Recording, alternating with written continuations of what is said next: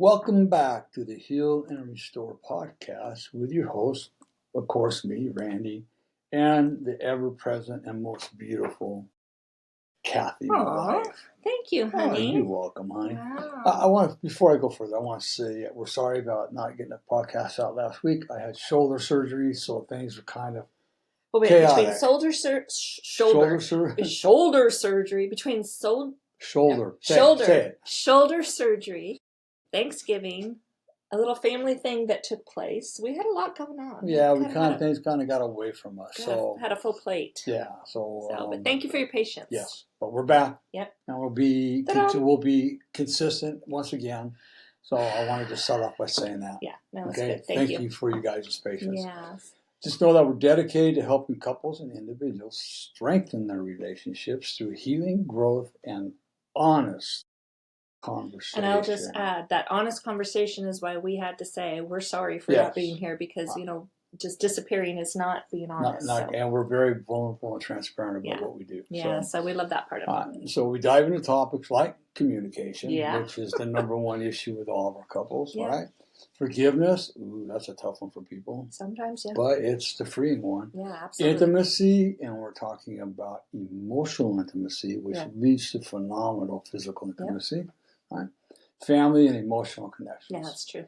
Because healthy love starts with a healed heart. Yeah. Tune in each week and take the next step toward restoring what matters most. Love that. Yeah, that's so good. So today, it's kind of ironic. This was a podcast that I had designed and set forth a couple weeks ago with the intention of getting it out last week. So it was God's perfect timing. Because apropos for right now. It's very apropos for where we are in our life right now and things that have taken place over the last couple weeks. But today we're going to talk about something that we all crave, but we often struggle to find, and that's stillness, especially this time of year when life gets chaotic. Mm-hmm. So we're going to call this episode Finding Stillness in the Chaos. Whether it's the holiday rush, maybe it's family demands, or it's just noise of everyday life.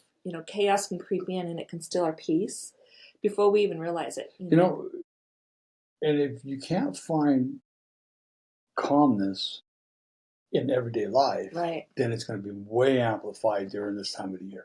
That's very good. That's a really good point. So God invites us to go deeper. He invites us into something even deeper, and a stillness that anchors our hearts no matter what's going on around us. So we're going to bring God into a lot of this conversation today because we have found through our own chaos, finding that stillness in chaos, God is number one. It definitely is something we want to bring into our everyday life. Yeah, definitely. So let's jump right into this. Let's talk about the noise that never stops, and if I'm honest, and if you're honest with yourself, life is noisy. We have schedules, there's social media, there's expectations of self, there's expectations of others, there's responsibilities. Everything is pulling us in so many different directions. And sometimes even when we stop moving, our minds are still racing. They're 100 miles an hour and our body might be just done. Absolutely. Yeah. So that's absolutely true, Kathy. You can be sitting still and still feel completely restless inside. The chaos isn't always outside. It's often within us. Right? And I'll say this. Before I got into recovery and started my journey of sobriety and recovery, I couldn't sit still for 5 minutes. No, he could not. I always had to be doing something. Yeah. And I'll tell you where that stemmed from. Because I could never do anything good enough as a child growing up. So I was always trying to make things better. So therefore, if I was sitting still doing nothing, I was failing. And I hate that word failing, but that's what it is. That's what it felt like. That's what it felt like, right? So what happened was when I got into recovery, and it took 2 or 3 years maybe. Some, at least that. I was finally able to, and I'm very good at today, sit and do nothing. Right. Sometimes it's hard. Yeah. I can think that I want to play my guitar, but I only got one hand. I got to do this, but I just know I'm going to be okay. So early recovery, a friend of mine took me over to an old monk's house, right? An old gentleman, great guy. We had a great conversation. And as he walked us to the door, and we got to the front door, he looked and he said this. He goes, remember this. Out there, and he was talking to about the world, everything is chaotic and busy. Yeah. But in here, we must be peace and calm. Within our hearts, yeah. Within our hearts. And that is a hard thing to achieve. But what I found was, with God at the center of everything, and when I learned to trust God with everything, then it made it pretty easy. And I was one that had a rough time sleeping, right? That's because when I had business, and my mind would never turn off. Yeah. So, thanks for recovery. Thank you for and thank God for him being in my life. I asked Cathy, I hit the pill now, and my lights are out. Yeah, it's like, why are we watching this show? Oh, I want to watch it. Then he's out, and I'm stuck watching a show I didn't want to watch. Anybody else have that problem? It's something that's hard to achieve, but it's very achievable. Yeah. You know, and that's great. I love that story that you shared about the monk, because that's why finding stillness isn't really about escaping the noise. It's not escaping the noise. It's about learning to. It's truly about learning to quiet our heart in the middle of that storm. And just what you're saying is, and it's perfect, but it's not about escaping the noise. Here's what happens. We try to escape the noise and fight it, and it just gets louder. Right? Yeah, no, that's really good. Somewhere in here, I'll probably talk about a way that we can look at that noise and quit fighting it. Right, that's really, really good. So my thought here is just, have you ever wondered what God says about stillness? Because there is scripture and that where God does talk about stillness. This scripture, Psalms 46:10, can be kind of hard to grasp, but when you start really grasping it and really believing it, it will work. So what is 46:10? I love this. Be still and know that I am God. My mentors told me this. That God is everything or God is nothing. Right. There's no in between. And this is the hard part in life, the fully understanding that God is everything. You can't be halfway. And if God is everything, then be still and know that I am God and I am in control of everything. Yeah. Whether you like it or not, I am in control. Right. That's so good. It's one of those verses we've heard so many times. All the time. But it's really an invitation. And that's all it is an invitation. It's not an order. It's an invitation. Yeah. God isn't saying, be still because everything's fine. Yeah. He's saying, be still because I am in control. All right, that's what a big release to know that I don't have to do this. Right. You know, because stillness isn't the absence of activity. No, it's not. And I give it to God and it comes back. Well, quit taking it back. Yeah. Every time it comes back, give it back to God. Yeah.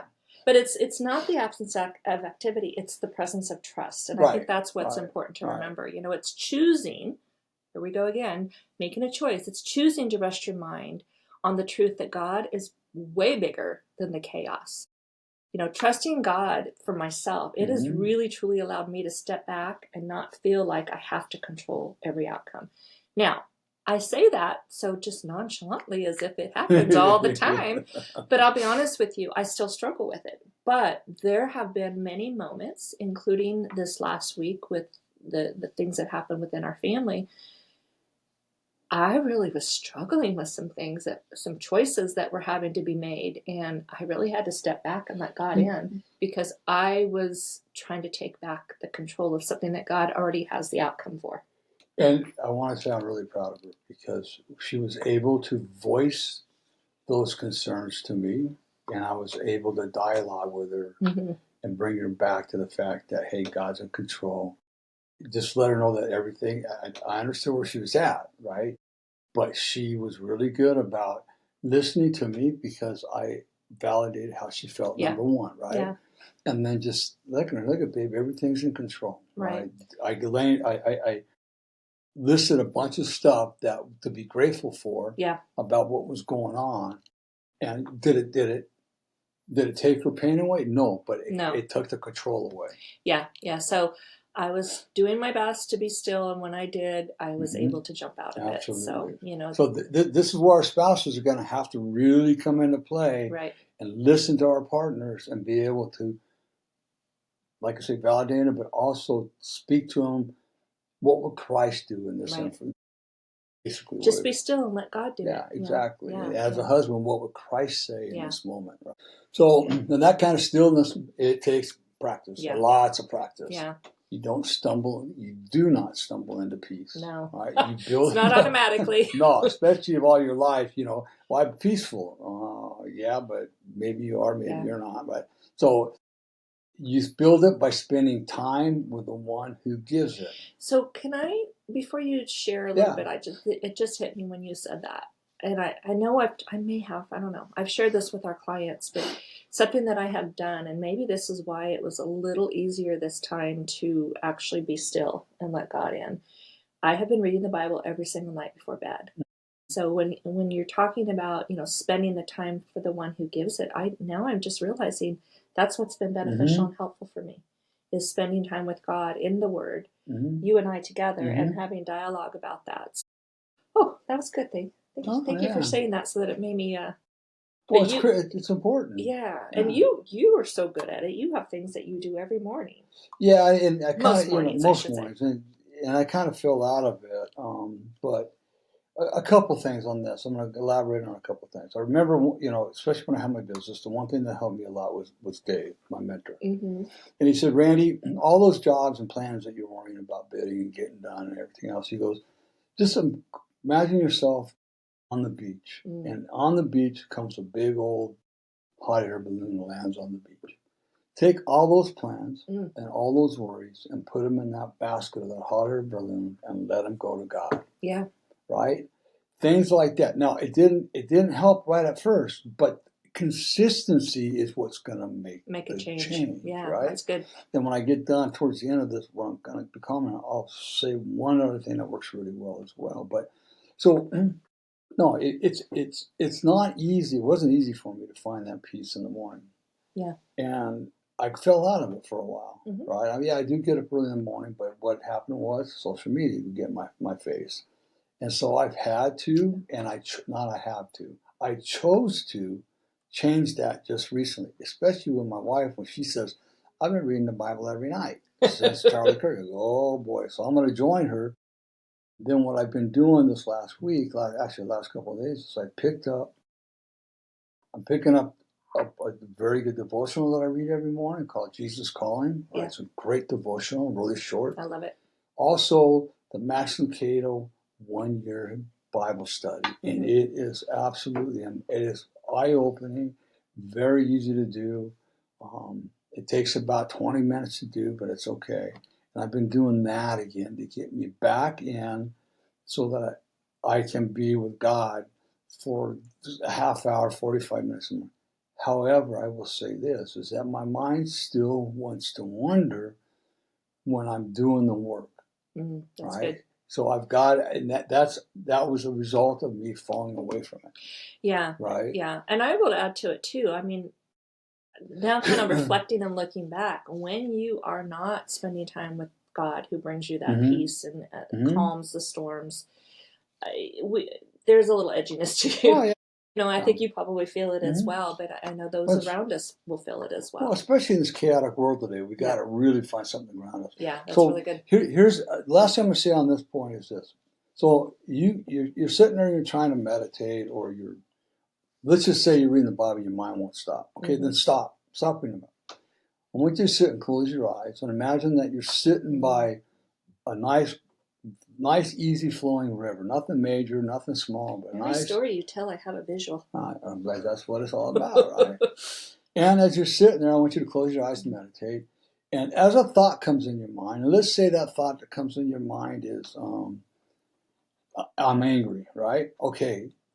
As you're thinking about that, don't fight the thought, right? Picture a log going down in front of you. And on that log, you name that log, the SS, angry. And watch that log go all the way out. Watch it go from one side of your brain all the way out. Watch it drift down the river until you can no longer see it. Whatever the thought that's entering your mind that's causing chaos at that moment, repeat that as many times as you need to. Now, it could be, I've got to take care of this. okay, SS, I got to take care of this. I'm giving it to God and let God carry it away. That's so good. Just, you got to envision this stuff, and it will work, right? I mean, because what happens, we fight the thoughts, and they're just going to keep bombarding us and building and building. That's what Satan wants us to do. He wants us to stay confused in a chaotic state. Yeah, that's so good. Okay? Yeah. So you gave us a perfect way of helping us, but why is stillness still so dang hard? You know, stillness just gets hard because society, the worldly things, we've learned to find our worth in the doing. Yeah. You know, we think if I stop, everything will fall apart. That was me for many, many years. You know, but maybe what's really fallen apart is us because we never stop. Yeah. You know, the more I do for people, the more God will like me, you know, those types of things. And that is like the furthest from the truth. And I was one of those people. Let's just keep doing and doing and doing because people will like me. Well, it started out with people, and then it became, okay, if I do this, God's gonna love me more. No, God can't love you any more than He already loves you, or less. Yeah, He can't. He loves us high, low, in between. It doesn't change. No, it never doesn't change. Yeah. No. God's love there's no better love than God's love. No, you can't beat that. And remember, the way to God is not through our works. Right. Right? It's not true. our works. We could do all the great works in the world. And I think, paraphrasing the scriptures, like God will say, I don't know you. Right? I don't know who you are. But God, I did all this. But you didn't have me in your heart. Yeah. You know, you weren't there for me. I didn't know who you were. Yeah, that's good. So be careful of the works. It doesn't mean it's not a fast path to heaven. No, not at all. No. No. So, yeah. So all this is exactly why busyness can look productive, but often hides burnout. Yeah. Right? Fear or distraction. Sometimes we stay busy so we don't have to face what's hurting inside. And I'm going to say something right now that reminds me. I knew you'd have something for this area. If you're an Alcoholics Anonymous, I hear this all the time. And believe me, Alcoholics Anonymous saved my life. And I just don't do it anymore because I quit. It didn't. But here's what I would hear that just hit a button in me. I'll say it at that. Somebody go to their mentor or sponsor and say, I'm struggling with this. Go help somebody. Get your mind off yourself. Go help somebody else. Yeah. Okay. Let me preface it by this. Yes, that's something we must do in Alcoholics Anonymous. Yes. We always need to help other people because it does help us. However, you must not ever avoid those struggles that are going on inside of you. Mm-hmm. You must confront them. You must have somebody help you walk through those. Yeah. You must get to the root of those so they don't keep on resurfacing. And I think, like you say, helping somebody else is necessary, but it also can be a distraction if you're not taking care of yourself and you're not addressing your own things that are going on. Because when we go and help somebody else, yes, we have to do that. But if we're not taking care of ourselves, that keeps building. And it just gets larger. Exactly, because until we face whatever's going on inside of us and really get to the root of it, no matter what we do, the chaos will continue. The chaos is going to continue. Yeah, we'll have temporary relief. We do have temporary relief, right? But do you want temporary relief or do you want permanent relief, right? And it's just learning these tools along the way so that when things come up, they're going to come up, right? This is like the way it comes at us fast and hard. We can't avoid that. Yeah. If we're not learning the tools and how to work through navigate through those situations, it's going to be near impossible to find the peace and chaos in our life that we truly want. Absolutely. So and that's the beauty in this, is that the stillness, it'll expose what's beneath the surface. Yeah. And that's where God does His best work. So He meets us in the quiet places that we've been avoiding. So if you can get to a place where you're in that quiet place, that's where God's going to work in and through you, and you are going to start finding that peace. And in the program, and in life, but in the program, it very clearly says we must become rigorously honest. Yeah. So where does that rigorous honesty have to start? Right? Within ourselves, yeah. It has to start within ourselves in those moments of stillness, right? When those thoughts are coming up, that's when we have to do deep self-reflection, be honest with ourselves about ourselves. Yep. otherwise we can't be honest with our spouse, our children. No. We can't be honest with God, but even though He knows, right? Yeah. So essentially what we're doing by not being honest with ourselves and facing our fears, we're living a lie. Right.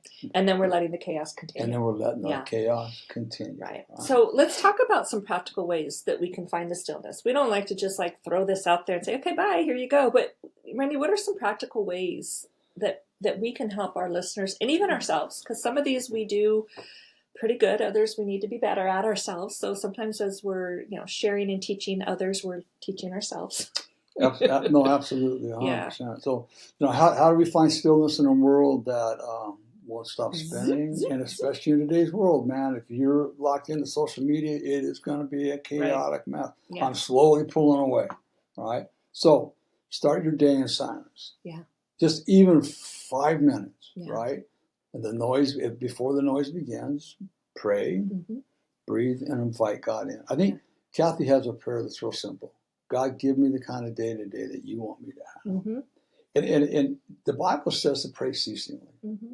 Man, that's a tall order. So how do we do that? And I read a thing the other day when it comes to gratitude, right? So that was good, yeah. So what you can do is thank God for everything throughout your day. Every time you thank God, that's a prayer. Yeah. You're thanking Him for even the hard things, because there's a lesson in the hard things. So what happens is the more we focus on being thankful to God and grateful, the less opportunity for those times of chaos and really and resentment and stuff are going to have to slip in. What's another one? We got to disconnect to reconnect. Yeah. Put down your phone or step away from social media for a bit. Also, we all need to do that. We all need to do that, and I'm learning to do it. Social media anymore is just nothing but a bunch of chaotic. You don't know what's true and what's not. Some of it's good, some of it's not. So that's and the other thing that we don't talk about often too is, real quick, the first part of Romans 12:2 says, "Do not be conformed to the ways of the world." I'm just going to stop it right there. There's 2 other steps. That's all I want to talk about. You've got to disconnect from the people that aren't feeding you good stuff. You know what I'm saying? If it's not healthy, If it's not healthy, do not be conformed. Otherwise, what you're doing is you're still hanging out with the same people. You're still conforming to the ways of the world. You're still conforming to the ways of the world. Yeah, that's really good. Your behavior, your thoughts, and everything else, right? That's why it's really important. Also, but it's not here, I'm going to add it to this, is this.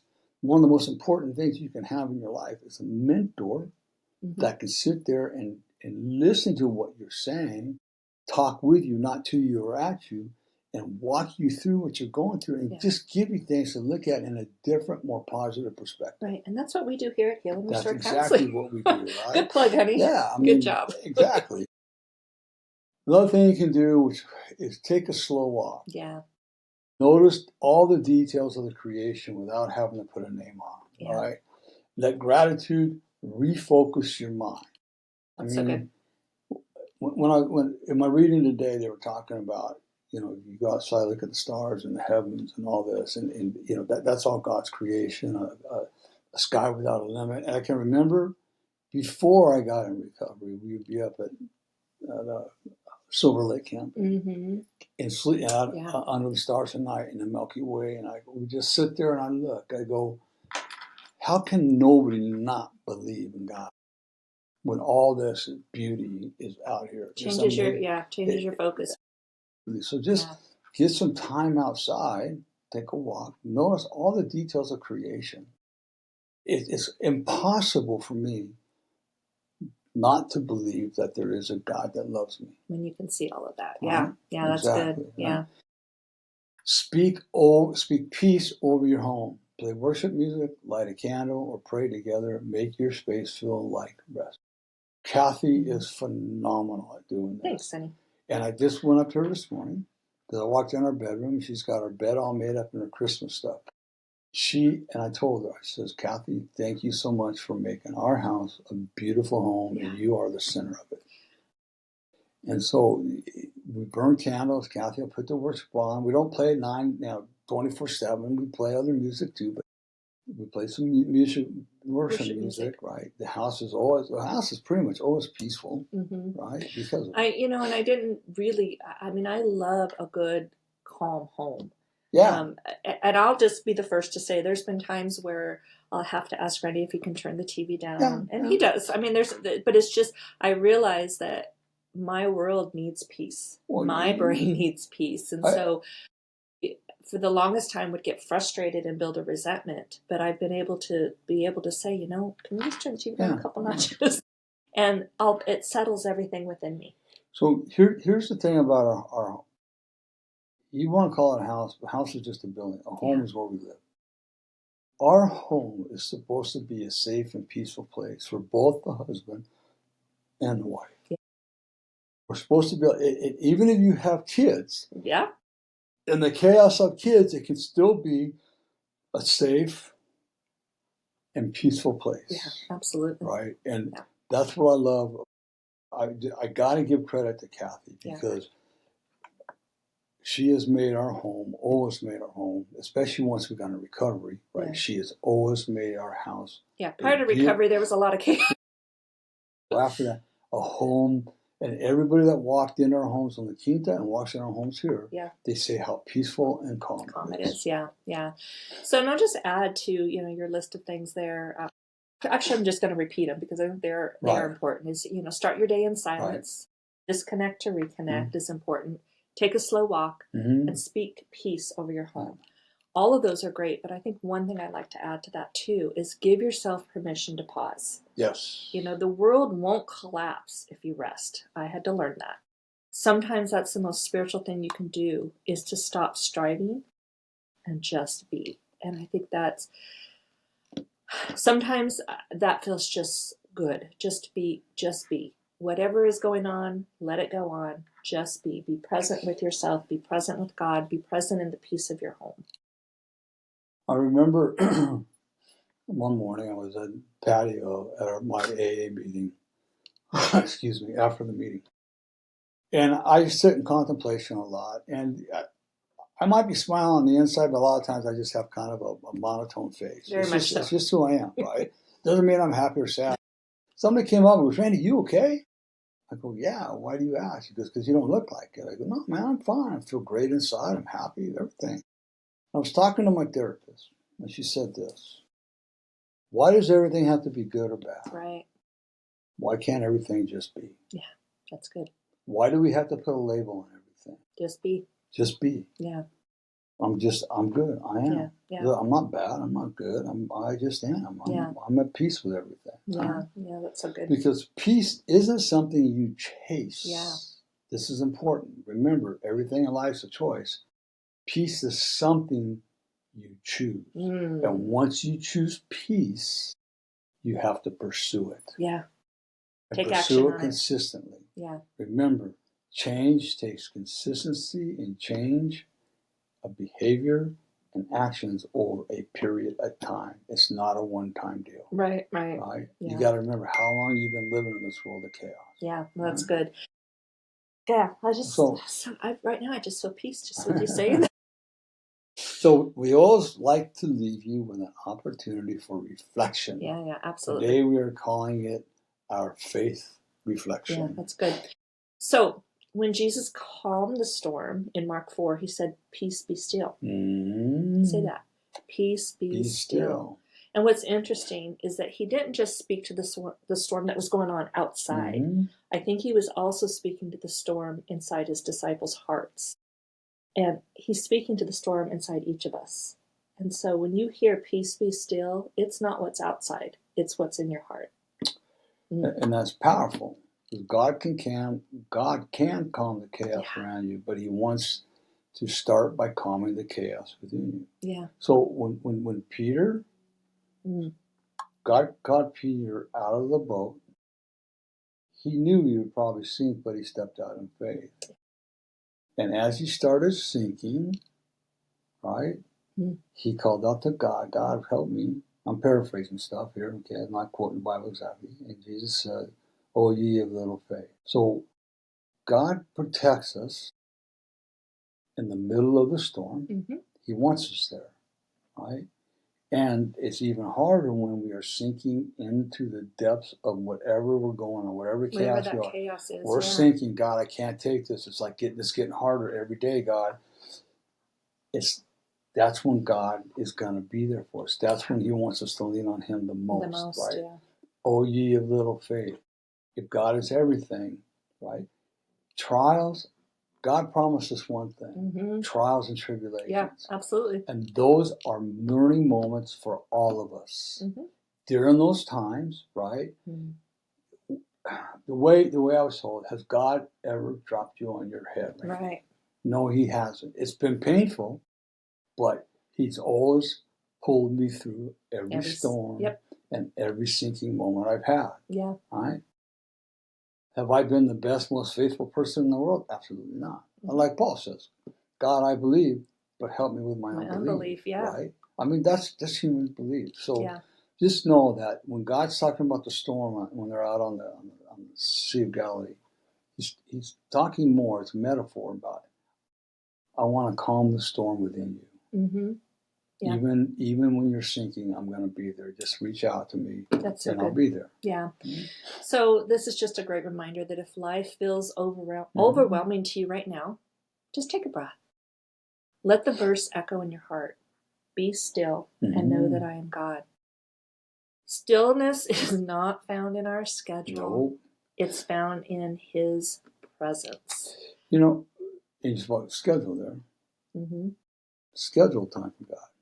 That's great. Yeah, that should be another one of the how do we calm the stillness. You could do it first thing in the morning to start your day, and let's say in the middle of the day. Take 5 minutes, just when you're driving in your car. Mine is right before bed. We crawl into bed, silence everything around us, pick up my Bible. So schedule your time with God, because your everything is found in His presence. Yeah, it's there. Good. You just got to believe. Yeah, so. I love that.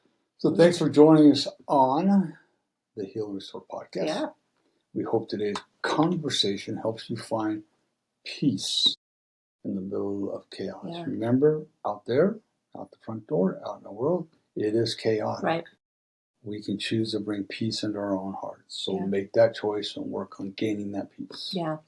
Yeah. So if this episode encouraged you, share it with someone who needs a reminder to slow down and rest in God's peace. We always love when we hear about people that have shared a podcast with others and it's helped them. And, we're all here to work together. Right. This world is too chaotic to do it all alone. So let's join hands and let's share this with somebody who may need that peace today. Absolutely. Yeah, absolutely. That's good. So at Heal and Restore Counseling, we believe healing happens best in relationships. We understand the value of walking alongside someone on the journey. And what I want to say that real quick. Cathy and I usually get more out of helping people than probably the people helping. Yeah. I mean, that's weird, but that's what happens. How it happens. We're still learning, right? Yeah. That's why we offer a complimentary 1-hour discovery session. Yeah. An opportunity for you to share where you are and what you're looking for. Yeah. While also getting to know a bit about us. Yeah. We found this to be a powerful first step in building trust as we begin your path toward healing. Yeah, absolutely. It's been beneficial. If you or you know someone that will benefit from discovery session, reach out today at healandrestorecounseling.com and we will be in touch with you to schedule your complimentary session. Yeah. And I want to add one thing. If you're liking these videos or these podcasts, please hit the like button, the follow button, the subscribe button, and the share button. Yeah. Right? It just takes a couple seconds. It doesn't cost you nothing but 1 or 2 seconds to hit the button. We upload these on YouTube, so if you miss it at any given time and you can't find it on your normal podcast listening platform, they're all available on YouTube as well. And before you close out, I'd like to say a closing word here. You don't have to wait for the world to quiet down. No. Find your stillness. You can find it right where you are, and that's in God's presence. There's a lot of ways. A lot of ways you can do it. That's good. Right. Love it. All right. So remember this, everybody. If nobody tells you they love you today, Randy does. No, God does first. No, Randy does. Oh, Randy. Oh, Cathy does. And more importantly, God does. Be blessed, everybody. Have a great week. Have a great week. Bye-bye. Bye.